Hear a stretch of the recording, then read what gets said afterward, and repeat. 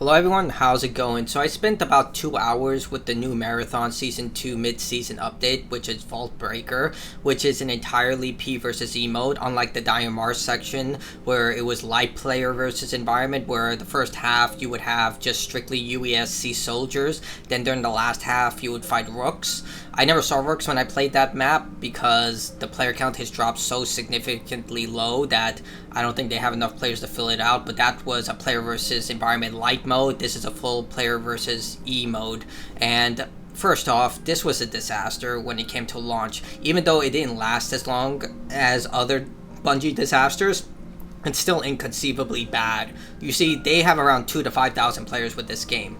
They've already faced layoffs, the game director left. Like, you would expect that whoever is left there would really buckle down to make sure they can keep their jobs, because no doubt in my mind, Sony is not happy about what things are going on. And the fact they had to extend the maintenance, I mean, what maintenance are you guys doing right now? You shut down Destiny 2. This is what all the developers are working on. So how the hell can't you sustain 2 to 5,000 players?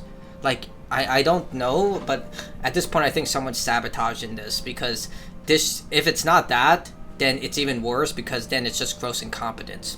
But regardless, the Vault Breaker mode. So this is an entirely isolated mode. It has its own leveling structure. You still have the cradle system, but for the most part, it is its own isolated system. So you hop into the Cryo Archive, and your job is to open vaults. So you get the first Cryo Archive key by default. And the structure of this is a lot more easy to manage. They tell you exactly where the archive is. The scanners, which tell you where batteries and security tags are highlighted once you get one scan off. So they tell you exactly where it is. It doesn't show up on your main screen, like they highlight it for a few seconds, but they show up on the map and you can scan it and highlight it so you can go and get it. Now, you can only bring a sponsor pack at first when it comes to this mode, so that means the most weak gear you can imagine, and since this is the Cryo Archive, you're going to fight the most elite UESC soldiers who will just body you unless you know what you're doing. For some reason, despite the player count being so low, I still have players. Only the final match I went into, that players knew what they were doing. Everyone else, they were just running around. They didn't grab security tags. They didn't try and open the vault. They would grab batteries and then throw them everywhere. It was just like mad confusion. I was like, guys, like, the game's been out for so many months. Like, I don't know. Maybe I just got bad luck, but I think there should be a tutorial at this point, because so many people don't know what the hell they're doing. And this is the Cryo Archive, the final raid. You should know the baseline of stuff. There are entire YouTube segments that tell you what to do, and if I can figure it out, anyone else can figure it out.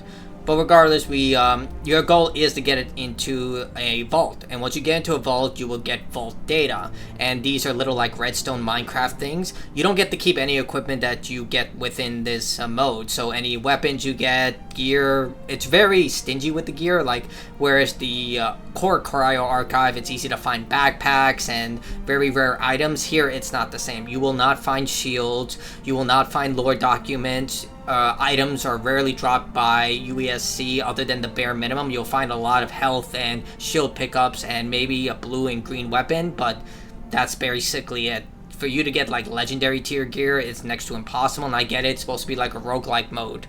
But yeah, so you get a sponsor pack, and your goal is to get into a vault to get this vault data. Once you extract, you are able to purchase stuff from its own separate store, and once you get that stuff, you can go into another run and you can try and access more vaults. Your goal is to get to the highest tier vault so you can eventually get to the compiler and fight that, and I'm not sure what happens after that, like if you do get lore items, because seeing that you don't get to keep anything, getting the compiler weapon is completely worthless because it will be taken away from you, and seeing that there are no lore documents, which are the most highly sought after items in Marathon, which I don't get why they didn't do that. That's so fucking stupid. I'm not even going to sugarcoat that. Like, why can't I get lore documents? This is what I really have a problem with this when it comes to Marathon.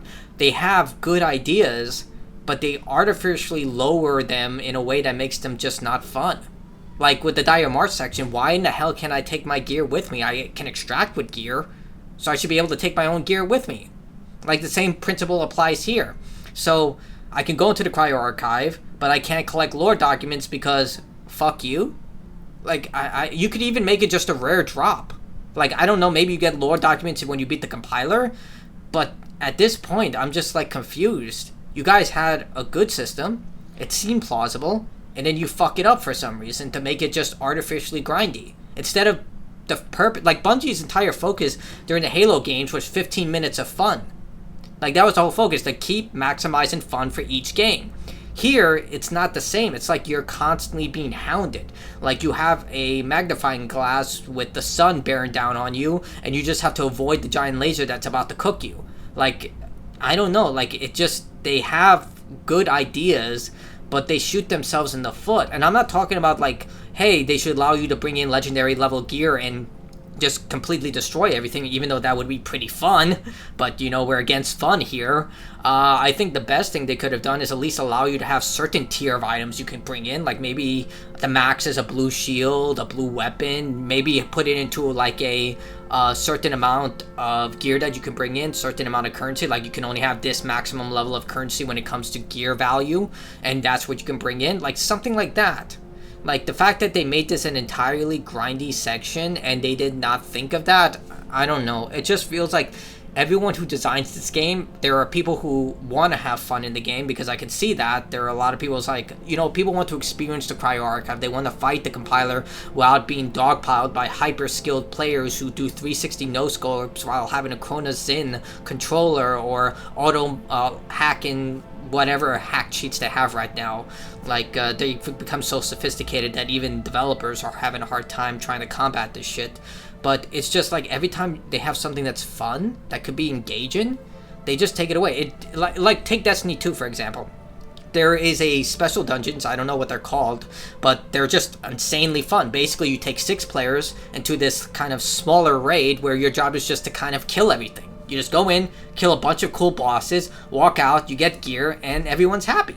Literally, that's all it is. It's just go in, kill a bunch of enemies, walk out, and you get cool stuff. And it's a lot of fun. Like, it doesn't have to be lore heavy, it doesn't have to be accurate and all this stuff, but it's just a lot of fun. And I could have seen this with this if they just allowed you to bring in your own gear, if they allowed you to have something that gave you control instead of saying, okay, we're going to artificially lock a grind down with this, which requires you to go through all the cryo vaults, then you gather vault data, then you have to extract, then you have to do it again and again and again until you get to vault 2, then vault 3, then vault 4. You see what I mean? Like, guys, this is an extraction shooter. Like, the whole point is that a person should go into a map, have fun, and then say, okay, I'm done for the day. They shouldn't have to feel like this is a job. Like, as much as I think this is a cool idea, you guys shot yourself in the foot again. Like, just, at this point, make it about fun. And I think that if they take the data here and try and advance it into a way that's actually engageable and makes you a little more in control of what you're doing and allow you to experience the stuff that players... Because the whole point of this was to give players a chance to experience the compiler and all the Cryo Archive has to offer, and I can see that here. But then you lock it off with all these artificial barriers, and not even cool artificial barriers. It's just like heavy grind barriers that make it less and less fun. That's kind of how I see about this, and there are so many things that they could have done to make this a lot more engaging, and they chose the opposite. And I think at this point, a lot of people at Bungie are just cooked or done. Like, it really highlights with the fact with the server issues when this launched, it highlights with all the stuff that they could have done here, and they decide not to for the sake of just... Like, I find this really hard to believe that this was for balancing, because when I played the Cryo Archive extensively in the extraction core mode. As far as I can tell, nothing has changed with the USC soldier spawn and the strength of them. They're still incredibly oppressive and very violently destructive, which is great. I like that. Like, you made these guys formidable. But then when you have it where you go into it with the weakest possible gear at the start, and you just have to hope you can survive, it makes it much more difficult. It also doesn't help that the game does encourage you to be selfish in this roguelike mode. Like, you're more encouraged to try and hunt down the security tags and the batteries as a solo player for your team, because you don't have the added bonus of killing an entire team and taking their tags and their batteries, so you don't have to hunt for them across the map where they would usually spawn. But yeah, tell me what you think in the comments below. Like, I just don't see this mode taking off, because they literally had all the options to make this fun, and they chose to do the opposite. Like, it's almost like they got to the finish line, or at least the halfway point, and they decided just to sit down, cross their legs, and say that's enough. But tell me what you think if you play this, And I'd love to hear other people's opinions on this, but that's it for me. Bye.